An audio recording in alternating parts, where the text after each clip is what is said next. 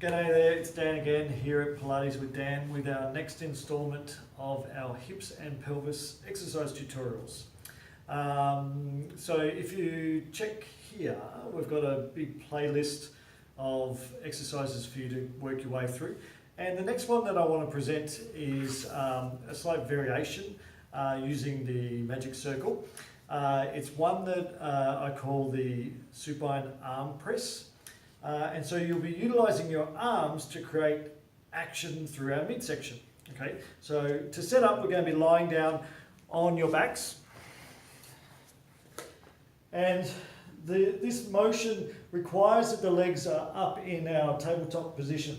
So just assuming that position there, make sure that the knee joint's directly above the hip. And then what we're going to be doing is placing the magic circle like so, just below our knee joints. You're going to place one hand on top of the other, and I want you to try and keep all the fingers of the bottom hand covered, okay? And the elbows are nice and wide.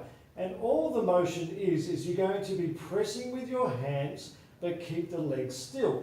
So it's an inhale to prepare, and then as you exhale, we press like that. Inhale to return. It's a really simple exercise, but there's a lot of work going on, and it's work coming from the shoulder joint all the way down to the pelvis. So that's why we've got it in these tutorials. Exhale to squeeze, inhale to release. Exhale to squeeze, inhale to release. We usually do these here at Pilates with Dan in a set of 10. Mainly because it helps me keep count. And release.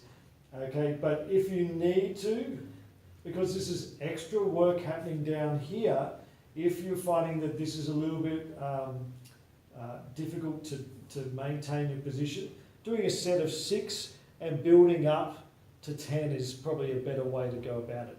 Now there is a variation that we've developed in our hip and pelvis classes.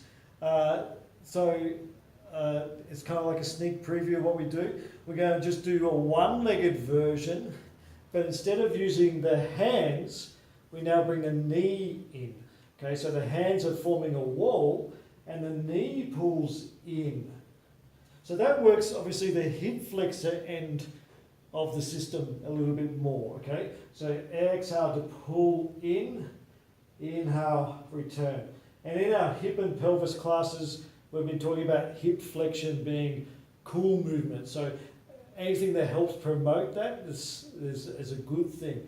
But we're looking at the hip flexing in its entirety, not just over a short range. So we quite often use that one as a warm-up to do bigger movements like the single leg stretch and those sort of exercises. So that's another exercise to add to your magic circle repertoire, and have fun. Good luck.